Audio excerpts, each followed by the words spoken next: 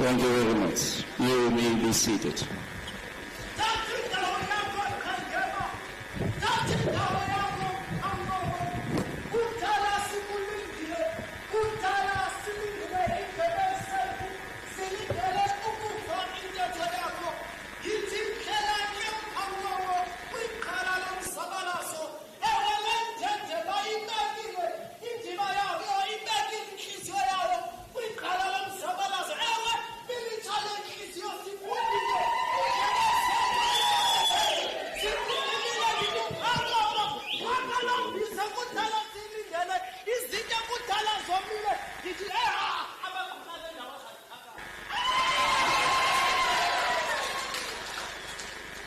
Long live the undying spirit of Bruce Kannemeyer, long live.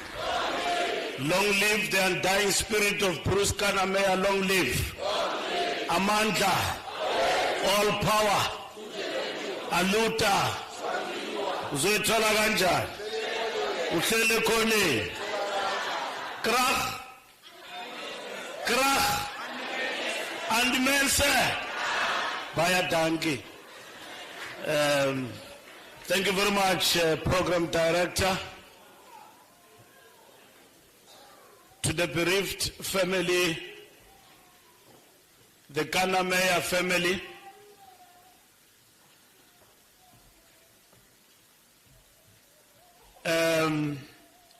to the clergy here today,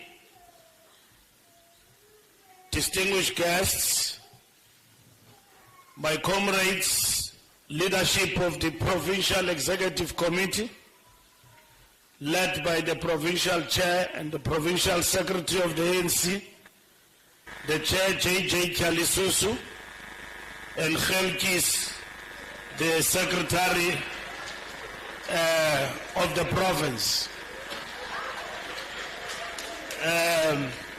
and all members of the Provincial Executive Committee present here, and members of the National Executive Committee are present here today, civil servants, in particular the Director General of COGTA, who's present here, and all civil servants who worked with Comrade Bruce, comrades and friends, and the congregation gathered here today. Today, we pay tribute to one of our own, Comrade Bruce Kannemeyer, a fearless and a gallant revolutionary of our movement who dedicated his life to the service of the people. A true patriot with unstinting commitment to the founding values of the African National Congress that have persevered in its 113th years of existence. This is a somber occasion when we bid farewell to a cadre of our movement, a revolutionary who epitomizes the generations of young lions who completed school in the early 1980s and went on to play a role of service throughout his life. Like cadres of his generation, he played a multiplicity of roles as a student activist in the Christian student movement, as a teacher, a local government activist from Western Cape, Eastern Cape, and the Free State, a leader and a manager, and as public representative. In all these roles, he remained steadfast in his commitment to the people and the movement in the most difficult of times.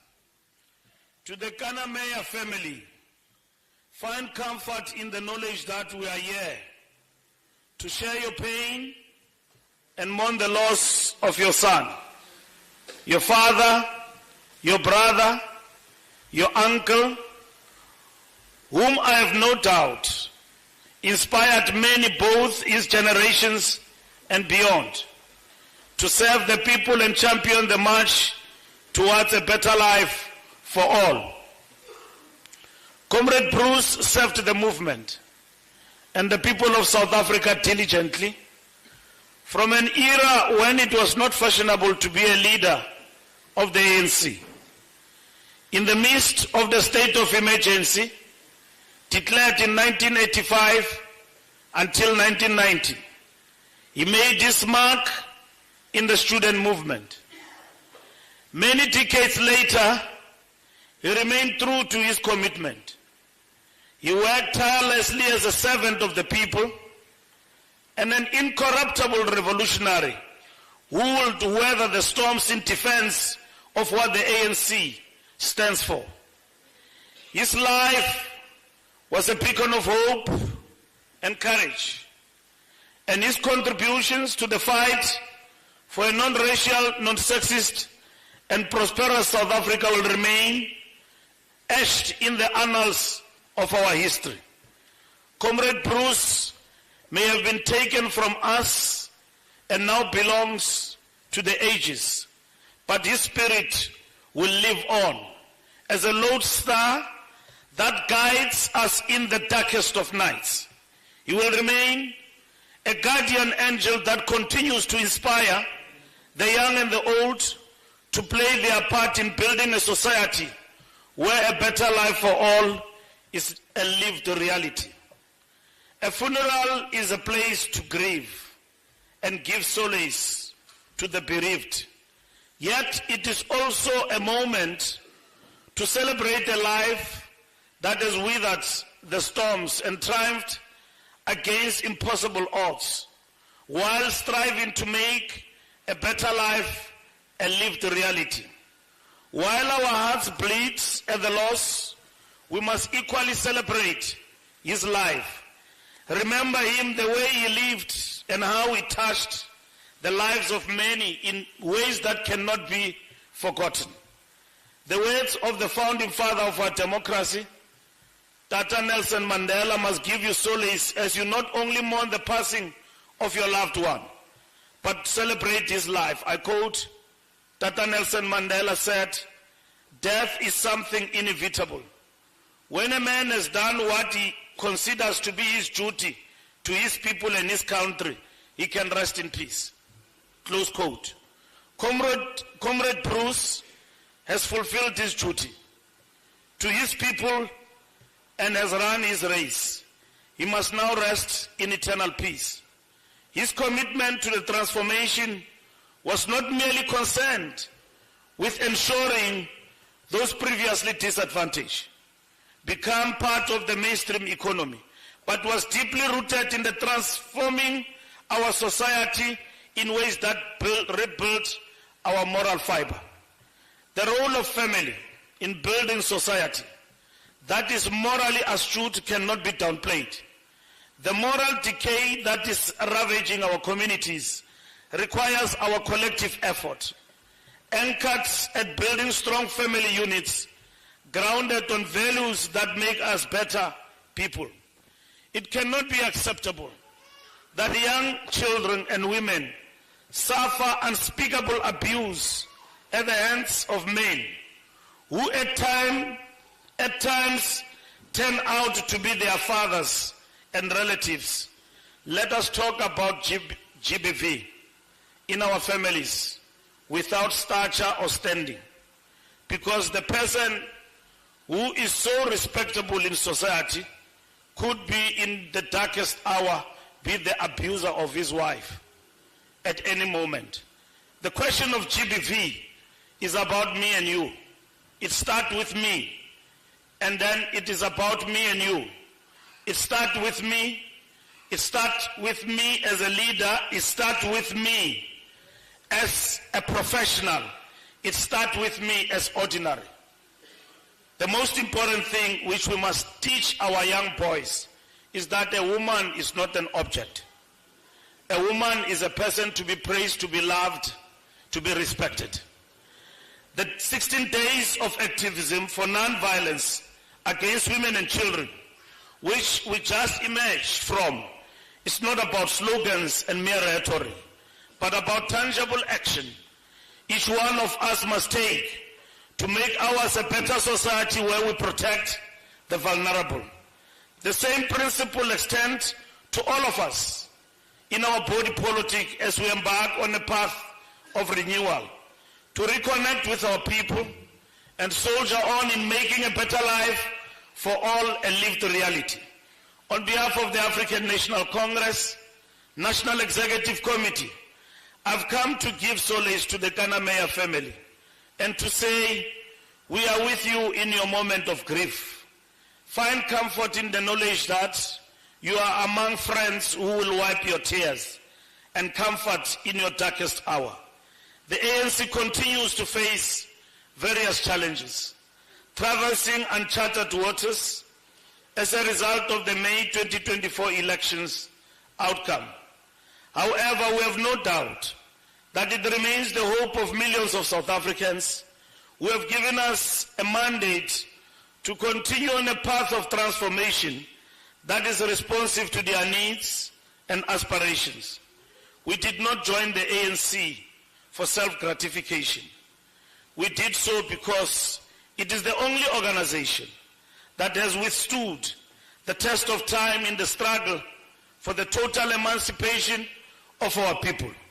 It is the only organization whose commitment to the realization of a democratic society that is united, non-racial, non-sexist and prosperous has remained firm in more than a century of its existence.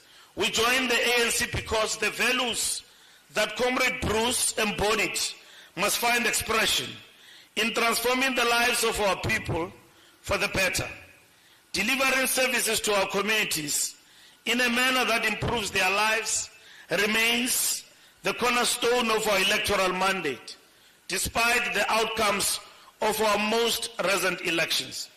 The only meaningful way we can honor Bruce's legacies to stay on course in the renewal of the ANC and the relentlessness in our fight against corruption and counter-revolution that seeks to destroy our movement.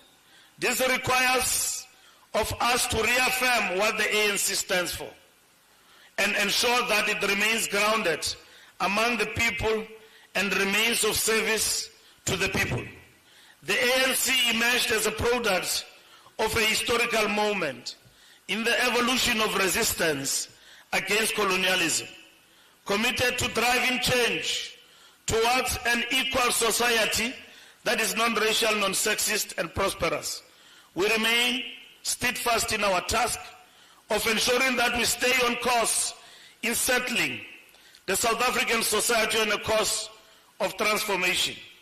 Through this process, the ANC has defined the main task of society with particular focus on the motive forces of change. We must therefore appreciate that the primary task of the ANC remains the mobilization of all the classes and strata that objectively stand to benefit from the cause of social change. The task of all ANC members is to serve the people loyally and selflessly, without expectation of material reward or personal gain. It is me and you who give the ANC a bad name amongst our people. The ANC belongs to the people. You must know when you wear the colors of the ANC, you wear them in dignity. You cannot go amongst our people with the colors of the ANC being dishonest, corrupt, and at the same time drunk with ANC colors among the people. The people will not follow the ANC. The people follow the good deeds. If they see you drunk, dishonest, and corrupt, they will never join such a party.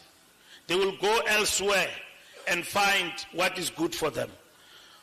Bruce, and I dare say, at this moment, he passed on without having given us a bad name. He strived at all material times to make it a point that it does what is good for his family and for the ANC. And I say today when he's no more, because I couldn't have told him when he was alive. But when he's no more, I dare say, this one we're saying goodbye to. He was a revolutionary. Despite many difficulties as a person he faced in life and been on the other side, including among his comrades, he stood firm because he understood that joining the struggle was not for personal gratification. It was serving the people. Comrade Bruce passing serves as a solemn reminder that the work to transform South Africa is far from complete. Let us draw inspiration from his courage, dedication, and unwavering resolve as we continue our collective efforts to build a better, united, and prosperous nation.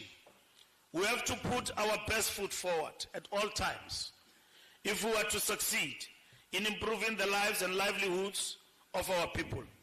Rest in peace, Comrade Bruce. You have run your race and you have earned your place among our ancestors. You belong to the best of the best. Thank you very much.